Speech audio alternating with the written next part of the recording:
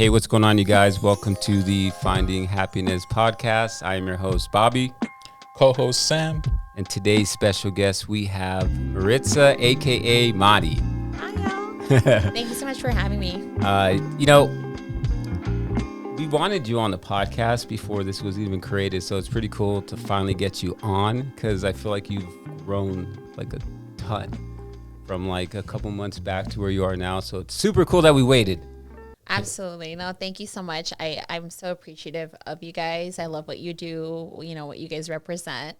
And yes, I've done like public speaking. I've done all this stuff to kind of build up because otherwise I would have been like a nervous wreck. So, yeah. So a lot has changed. Give the audience, our listeners, our viewers, a quick intro on what's going on in your life right now as far as business. And we'll start there. I think myself, like many agents right now, we're just pivoting and trying to adjust to like the current market and everything going on and happening, and just trying to stay educated as far as, you know, how do we stay afloat in these like crazy markets like the one we're seeing right now. But luckily, you know, even just for the month of September, my team and I were still able to place in all three categories as far as sales, listings, closings. So, yeah, that's good. We're still staying busy. Especially with the market, like you said, right now, with everything kind of changing, you're still being able to do that. So, explain a little bit. So you have a team. How many people are on the team? I have a small team, and I like to keep it that way. I probably could have had a much larger team, but I like to keep it nice and manageable. Currently, we are 3 people on my team. Myself, obviously, Lourdes Cardenas, and then Steve Rivas. So you have 2 agents, and then any assistants or TCs or anything at the moment? No, my TC, she pretty much handles everything for me at the moment. Well, those are important to have, right? Oh my God, like it life-saving. And I think in the beginning, if you can go back, would you have gotten a TC right away, or would you still have played it out to kind of learn everything and then get the TC? I'm going to be completely honest with you. I've had a TC from the beginning. Oh, there you go. So you already learned. Okay. From the jump. I never tried to do it myself just because I feel strongly that everyone has a place in this, and, you know, disclosures and all the paperwork is just not my cup of tea. I like to interact with people, talk to people, obviously write up contracts and things like that, but I let the experts handle the paperwork. Yeah, because that's just at school. Yeah, no Don't way. even. There's no way. Yeah. I'll get fired at that job. Right. Okay, so then we have the team, and then we mentioned a little bit that you are doing some coaching. So explain a little bit. You just recently got involved with that, right? Yes, absolutely. I was blessed enough to have this opportunity fall in my lap through my mentor, Jose Savalsa. He has an excellent coaching program. He was missing an element, which was a female coach. And so he did extend that invitation to myself, and I've been with him probably going on 2 months now. Was that scary, though, when he asked you or approached you to be like, yeah, I'm going to take it because, I mean, I don't know. It's something new, right? I mean, oh, yeah, absolutely. It's something new, and it's something completely different.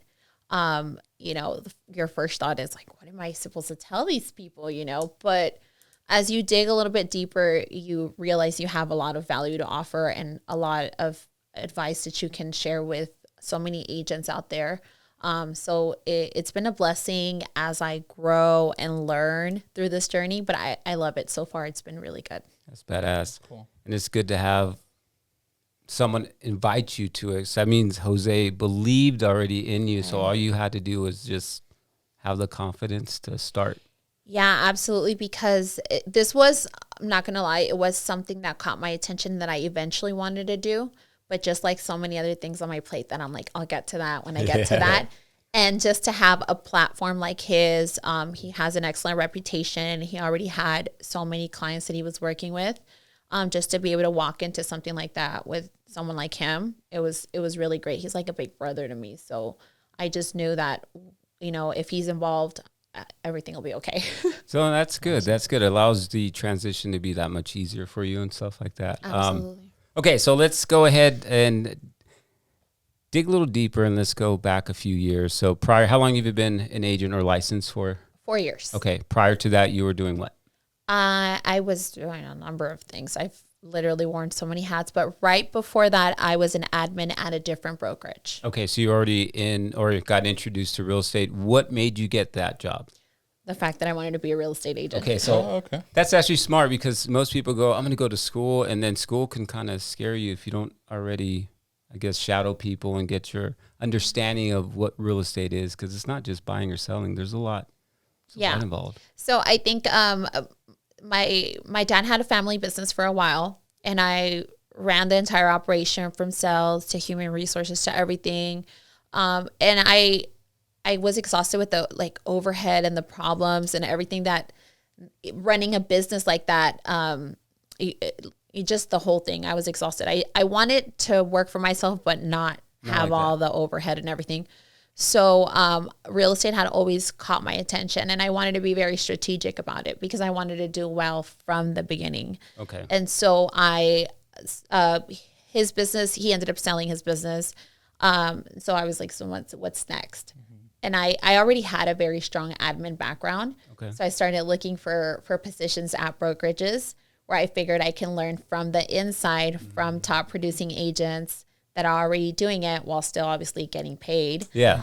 So that was kind of how I strategically planned that, and it worked out. Where did you find that application at? Like I'm curious. I remember that because like Monster Job, yeah, it was Snag like a Job, all those Indeed. Indeed, it was Indeed. Okay, so shout out to Indeed for not sponsoring this episode. Right. Right. So yeah, so that's exactly what I did. I found it and I said perfect.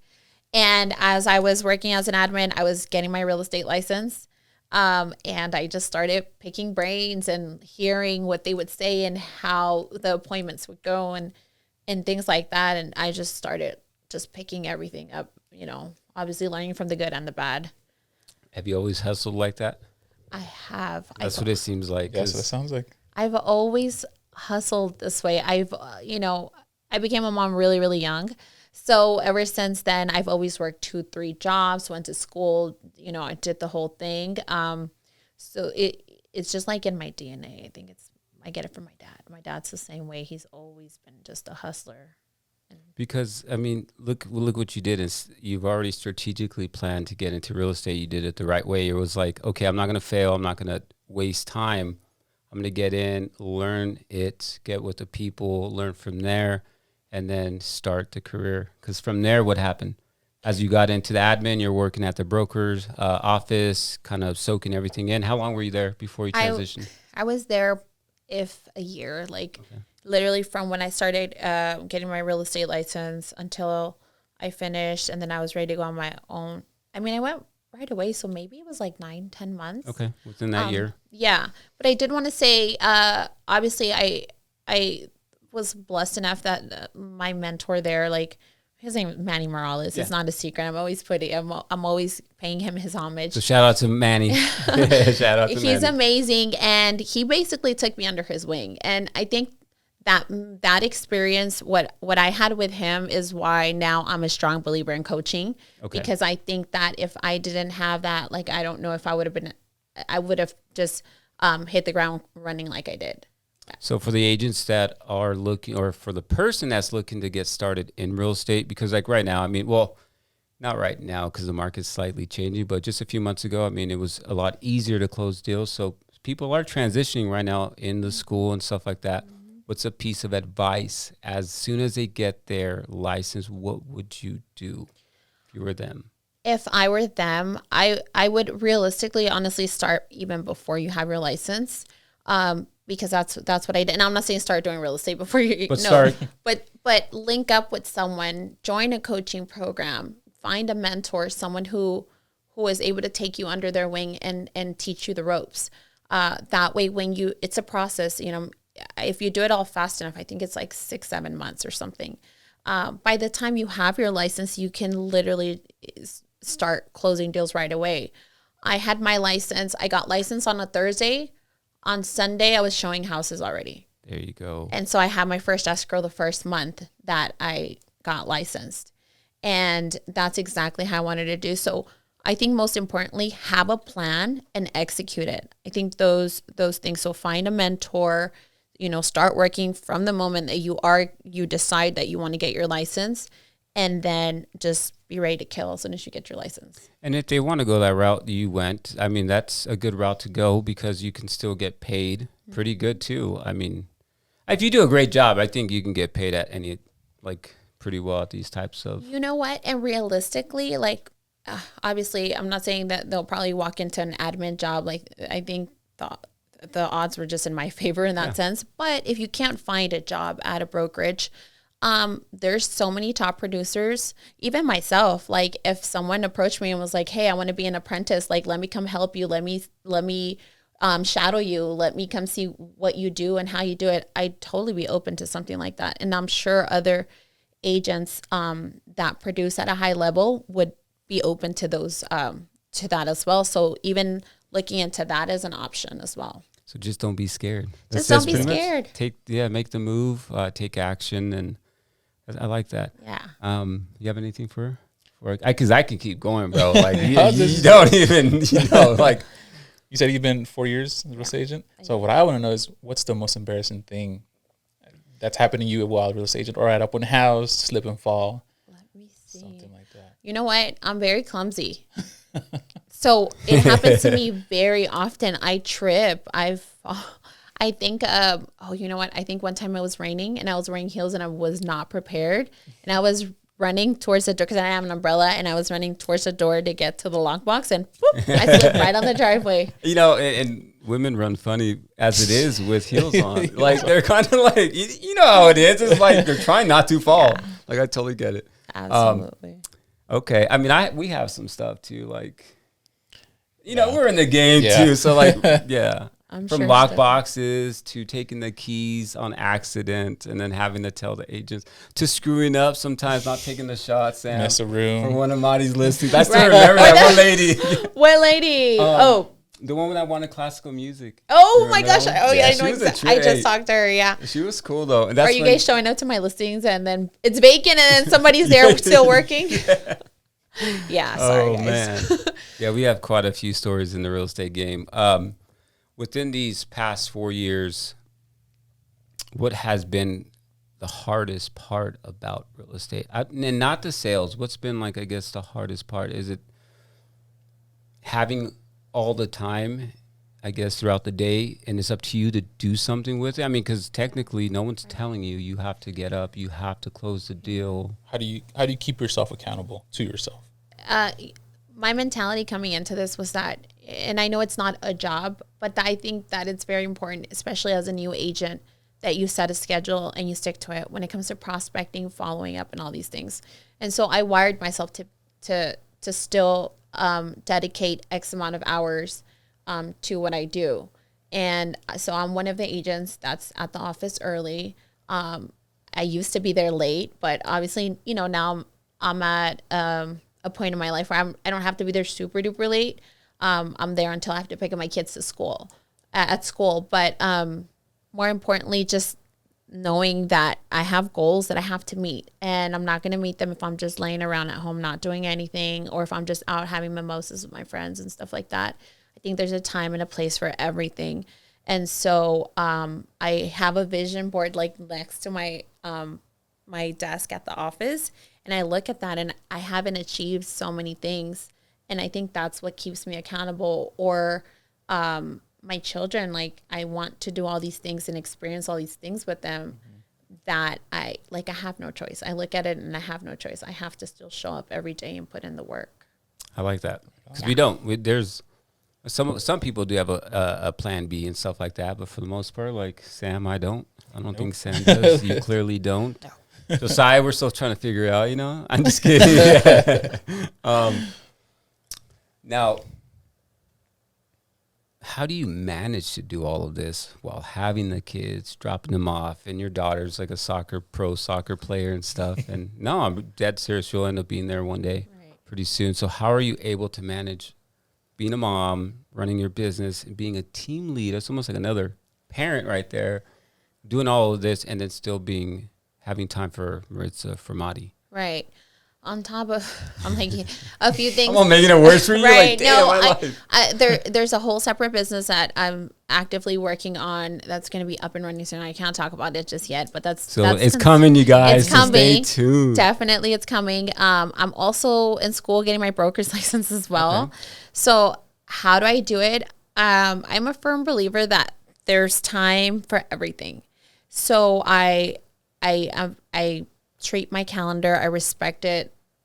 I set times for everything. So this is my prospecting time.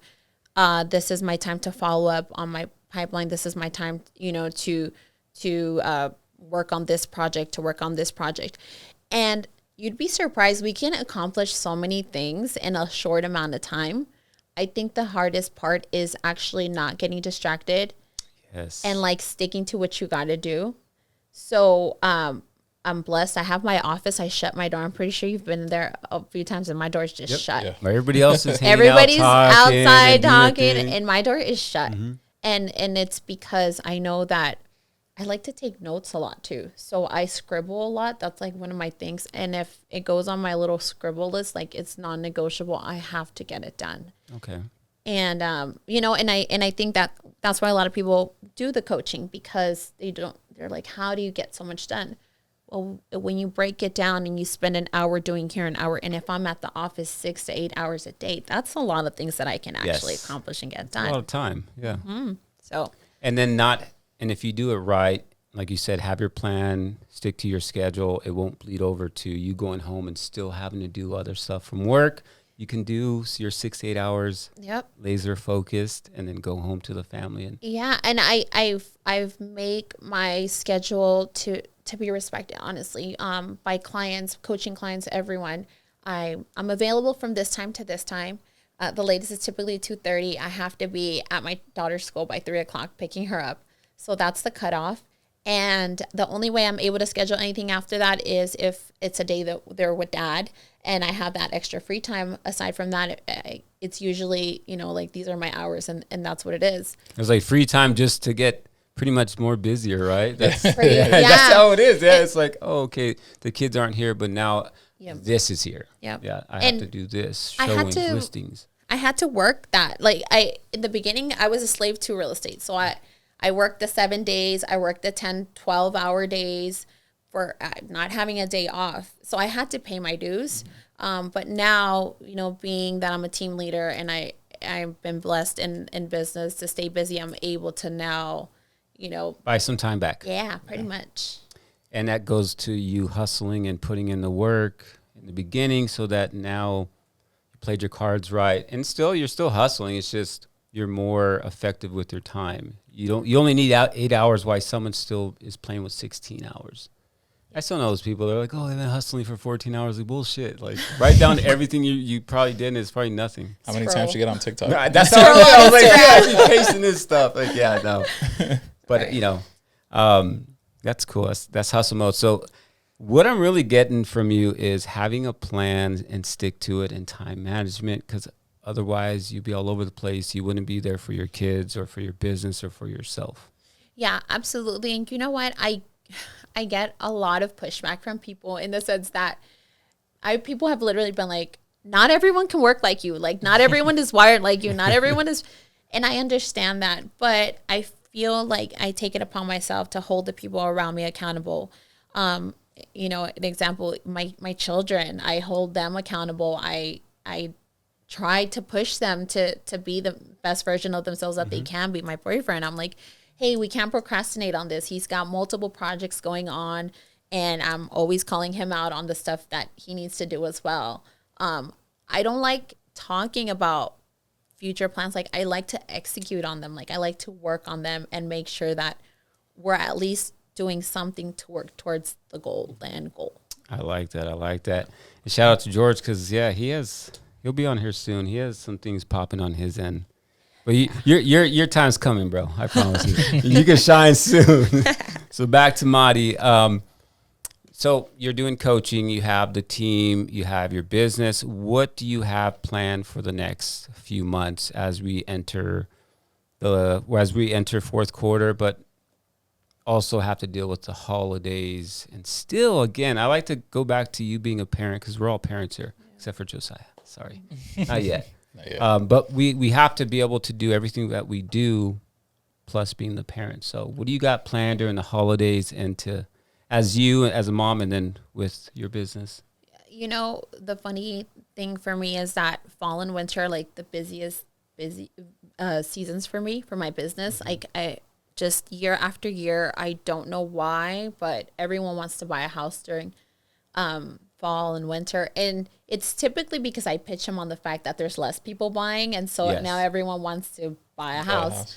So it does get a little hectic for me. I'm not going to lie. I think this year is more manageable because I have a team. So luckily, Steve doesn't have kids, and Lourdes only has one daughter who's like older already. So I'm the only one with the little kids. They're very understanding, and we're able to help each other out. And they're able to take on more business, more buyers, and give them the experience and the time that they need dedicated to their home buying process. And so obviously that takes a big load off of me. Which gives you the time to give my children. What, do you guys have anything planned as far as like doing anything, traveling or anything? Actually, we are. Let me see. We're going to. Well, not the children, but we like to do a lot of like activities with the kids. Like we did the Hauntowing. I don't know, whatever it's called. Yeah. We like to do a lot of things like that on top of like day-to-day stuff. Just go outside, play with them. Take them to the park. Last night we were playing volleyball. So we spend a lot of time like that. We don't have any plans to travel like with the kids right now. But I know we're going to take a short trip to Chicago. And then what's out in Chicago? George's actually having like a family party out there. Okay, that's cool. But we're using that as the excuse to like, be tourists and There's stuff to do out there. Beautiful. That's cool. That's nice. And I think we want to do New Year's Eve in Miami. I think that's something else that we're looking forward to. So I'm gonna tell you this: you look a lot happier. Oh, thank you. These past I don't know how many months, but just seeing the transition into with the kids, with George, just life looks good. Looks good for you. Thank you. I appreciate that. It's a blessing, just because I've been wired to just work. I feel like I wasn't disconnecting enough and I wasn't as present as I wanted to be. But with so many things coming into play, my team, having to buckle down and be more organized, and then now having someone who fits that schedule, who understands, right? Yeah. Like who understands I have to take calls at, whenever my phone rings and knows that I don't have a set schedule, and vice versa. I think that's been like a huge blessing. And not only that mentality, I think that's so important. We typically have coffee in the mornings and like we mastermind, and we're able to bounce ideas and hold each other accountable to the things that we got to do. Very, very important. Yeah. When you can have the same conversation about the goals that you want, and the other person's like, I want that too. And for mine, and it's not just don't forget to do this. You know? That's really good. And like you said earlier, you like to also hold them accountable just to push, which is good because I think, again, when we don't have coaches and stuff like that or mentors, it's really easy for Sam or myself to be like, okay, it's kind of wander off a little bit sometimes. Absolutely, or like I'm not shooting anything today, so I'm gonna just take. Yeah, trust me. I mean, Erica's there when I'm at home, but when I'm here, she don't know what we're doing, so she's like. We have nobody here to be like, yo, editing. You have that project sitting there. Or post more so you can get more agents and something. Something. Yeah. So go ahead. What I want to know is, what would you be doing if you were an agent? I would probably, honestly, I think it's in my DNA to be a salesperson. Okay. So I would be doing something sales related. To be honest with you, completely honest with you, I think my second choice would have been the financial industry. I probably would have gone into that. But yeah, so I'd probably be doing something like that. People make money in the financial industry. Man. I think I've seen something. It was like, that's how and that's motivation. They make real estate team for an agent who, if I just got my license, and I look at YouTube right now and I'm like, I see videos. Should I get my or should I join a team or should I stay solo? What would you tell someone? I would say there's two, realistically, there's probably two options. Either a team or have a mentor in coaching, one or the other. I think if you're just trying to figure out completely by yourself, you're going to have a hard time. You're going to go through a ton of trial and error. And you're probably going to make a lot of mistakes and costly mistakes. And I'll tell you this, because I did have a mentor, obviously we can't cover everything. Like I wasn't paying him to coach me or anything like that, right? So I learned through trial and error. And I'll tell you a very common one that I made early on that was costly. Not knowing which houses have septics and stuff like that. Oh man. Yeah, I didn't know what a septic tank was. I'm from LA, like. I would say, if you lived in Little Rock or like Lake Olathe, everything's plugged. It's like there's a set. I'm like, a what tank? You got to get drained. Yeah, in your backyard. What? Right, like, exactly. So with me being a team leader, that's something that I'm able to let my teammates, my agents know. Hey, make sure it doesn't have a septic tank. If it does have a septic tank, this is what we have to do. This is the paperwork. This is stuff we request. And if you don't, and you have no knowledge of that, and you don't let the buyer know, and you don't ask for these things, like you will create a big, expensive mess. Do you know how much roughly that costs? $8 to $10,000 typically. Yeah, damn. And that's a lot of money. You know what? We're around more people who talk bigger numbers now, but at the end of the day, to me, $8,000 to $10,000 is still a lot of money, man. and then what do you say? Like, my bad. It's my fault. Like we're in this mess because I didn't know what a septic tank was, and now the lender's saying we need a cert, and the seller never agreed to it. And guess what? It's my fault. So like you said, okay. So skip the line. Get ahead of the game by not doing these rookie mistakes. Yeah, costly. Because I mean, if you go to a broker or if you go to your office and you sign up and you're there, if you don't have a coach or what else do you get to do? YouTube and that's like saying they're going to give you the actual correct details. Honestly, yeah. Like the only other thing you can really do if you don't sign up with a team or if you're not able to sign up with coaching is really just network and befriend a lot of agents that you can feel comfortable asking questions to.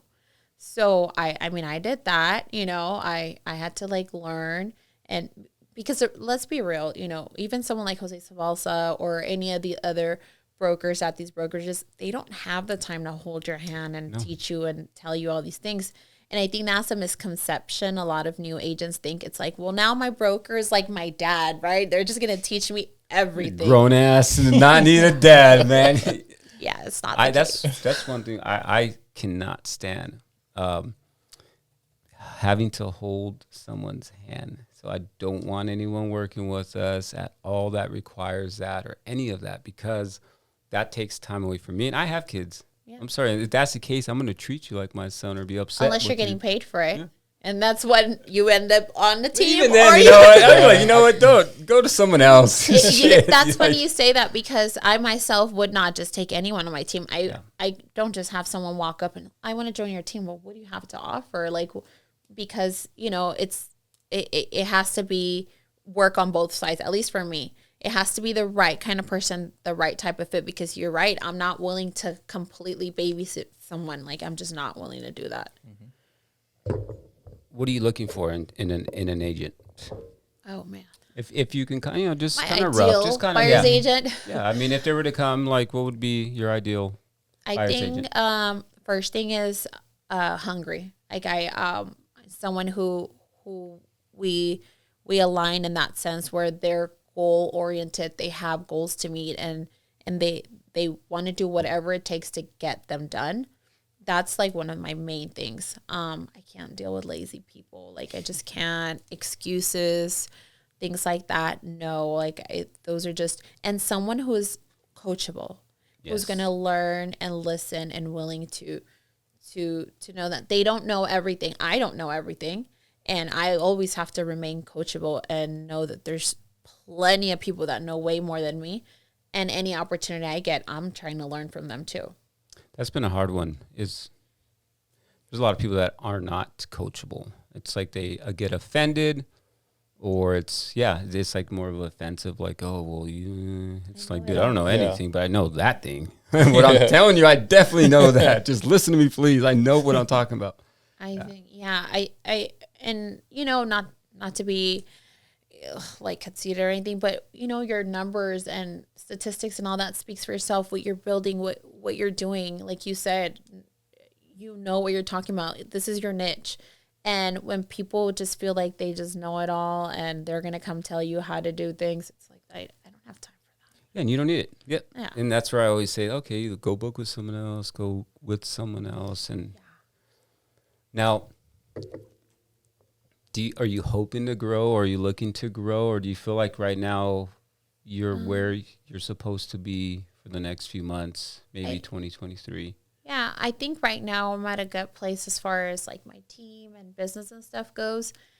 I still like to be out there. Yeah. And so I think, I don't know how a lot of the other team leaders and stuff work, or what their end goal is, right? But I'm 33. I have plenty of energy. I work out. And You got time, man. Yeah. You got time. I want to go out there. To be honest with you, yes, money is always a motivation. And I know that real estate can create great wealth and things like that. But I'm also very passionate about it. And I love what I do. I love going out there showing homes. I love still going on appointments and, just I love doing open houses and things like that when I have the time. So I think we're at a good place right now with the way the market is and everything. We all have a good spread going, and I like that. So I think for now we're okay. I don't know what's to come like next year, Now she's accepting all listings, you guys. Listings, Referrals. all of that. But you guys do handle listings. You do buyer side. You pretty much the investment side as well. You do investments and everything. Yeah. So. You know what? I think something different that I do want to do more of like next year is get involved in the commercial side of things. I think that's becoming very popular. It's coming back, huh? Yeah, it's a lot of demand for that. And it's a whole different beast, like different contracts, all that. So it's something I have to learn. Does that fall into like multi-family, like apartment buildings, or is that still I think that's still like residential. Okay. Yeah. It's still in full. Okay. I'm talking like commercial, yeah, full on like buildings and stuff. Yeah. It'd be crazy, huh? To own like one of the buildings, just say like right here, having like 4 of the stores and like you're their boss. You're the landlord. That's very cool. And I don't see, other than mindset being the difference between residential and commercial, as far as like being an investor or even selling it. It's just mindset, right? That's true. Bigger purchases, of course. Bigger checks. Yeah, bigger checks. But I mean, bigger risk, bigger checks. So maybe some commercial in 2023. Do some commercial, and then honestly, once I have my broker's license, I don't know what. Like everybody assumes that because you're getting your broker's license, you want to be like have your own brokerage. But again, going back to the reason why I started real estate, I don't want all that overhead costs. Like I just don't want to deal with a bunch of whining agents and all the stuff that like Jose deals with. I'm like, I don't want that. But there's so many different avenues. I kind of like property management too. Okay. So maybe doing something like that. Cause it's been more popular, but I've been hired to lease more and more properties. So there's a market there. So earlier too, I was saying about real estate, it's big. It's not just, I'm a buyer's agent. Okay, maybe that's where you kind of start, but all of it eventually in life, it leads you get a job as a cashier, you become a team lead manager. You're supposed to climb up naturally. So with that is you guys take care of listings, buying side, investments, and 2023 you're going into some commercial property. Is there anything else you want to ask her? We had all the questions that we had. What do you want out of life? I want more time. More time. I want to enjoy more of my family, and I want more than anything that I am already blessed enough. I'm able to take care of my mom. My mom's actually my babysitter, so she's at home with my children while I work, which has allowed me to do so much more, everything that I do. But I want to be able to be there even more and more present and dedicate more time to them. So I think for me that's the ultimate goal, is just to free up more of my time to spend with them. And how are you going to do that? by having multiple streams of income, and building sustainable businesses that don't necessarily require me to be there 100% of the time. You're going to get there.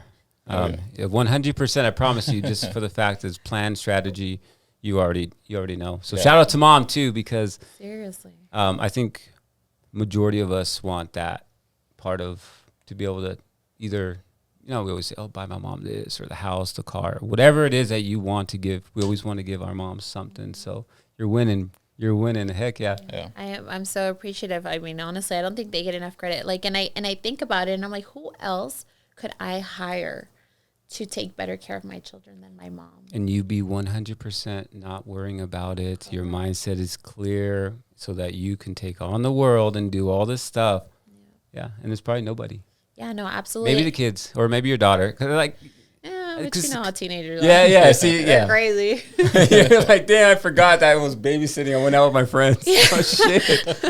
Or she doesn't like changing the baby's diaper, which I don't blame her. It's because they're because they're a little older. It's like, dang, these got like grown little kids. I don't want to deal with your kid, That's just get over there. Exactly. But all right. So, any piece of advice you want to give to the next woman that is struggling right now, unsure of what's going to be her next move, but what's a piece of advice? I get a lot of women that contact me and asking me, how do I do this and how do I do that, whether it's business or personal stuff. I think it took me a long time to pick me. And so I think if I could go back and do anything, I would have done that sooner. Be selfish. Understand that if you're not okay here, like nothing else around you works. Sometimes certain transitions in your life aren't easy, but they're totally worth it.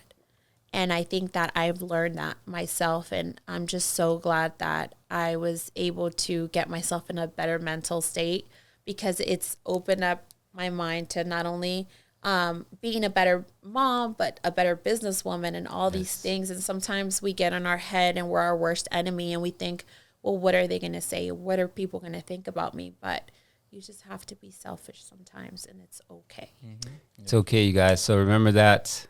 Have a plan. Be strategic and pick you. Yes. I'm going to pick me too. Me too. I'm dead. What's you're going to pick yourself too.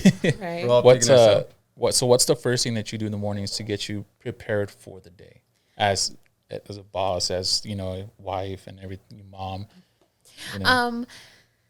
Ideally, I wake up and I go to the gym, but and that's actually facts, because I'd be like, I'll get on my story. I'm like, damn, she's there again. And I'm thinking, should I? You're in bed. I'm like, damn, man. I'm like, you can have this one today, Madi. You know what? I love that. Like, I've been doing it for years, and that's something that helps my mind. I feel accomplished. So going to the gym, not only for my physical, but for my mental, I love weightlifting, so I'm able to release so much then and there, and I just have a clear mind for the rest of the day, and I just feel like, okay, I'm getting a good start to my day. Yes. So I always love to wake up and be at the gym bright and early. Typically, I say my sweet spots, if I could be there between 4:30 and 5:30, I feel good. Anything later, I feel like I already have a late start to my day. And plus, the most the buffest people are there that early. That's where I met Vic Notorious. Oh yeah, and Shay is the buffest dude working there. out. I was like, it's always the biggest at the crack of dawn. Most, because those are the 1%ers. Those are the ones that are willing to get up and start their day and start putting in the work, mentally on their body before actual work comes. Anything else? Do you eat breakfast? Do you like breakfast? I'm so bad at eating breakfast. I don't really eat breakfast. I drink coffee. I drink iced coffee. I'm very basic when it comes to that. Iced coffee. I have my iced coffee. But no, I don't really eat breakfast, maybe a protein smoothie or something like that. But I am more of a lunch and then maybe dinner. Maybe Sam's a breakfast person. Oh, Sam and Josiah definitely. They have oatmeal. I still order mi ranchito burritos at 9 a.m. I don't know what it is. I don't like eggs and stuff. That's too much that early. Yeah, we have them in there. Yeah. That's what we had today. I was like, hey, bro, since we're not having the 10 a.m. anymore, let's just order burritos. So I was right.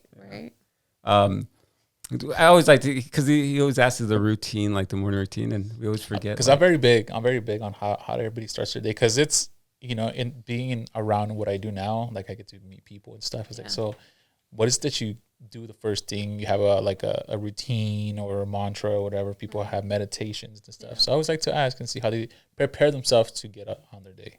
You know what? I'm really big on vitamins too. So even though I don't have a meal in the morning, like you still take your vitamins. I take my vitamins religiously. Like that's like my thing. So my wife is. Yeah, it's a mom thing. I guess. It's just like, I'm like, oh, she never misses. I'm like, do you want any? I'm like, you never. I even tell her, I was like, you never asked me. She goes, every time I ask you, you say no. The Flintstones. You're still supposed to ask. Look at she's gorgeous. So maybe it's the vitamins. I'm like, give me some, man. I'm like, give me some real lotion or something. Right. But I think we're all set here. I appreciate your time because, I mean, we're adults now. It's not easy just to be like, oh, I'm going to give you an hour to talk, for some content. But for those that are listening, that are watching this, that made it this far, I really appreciate that.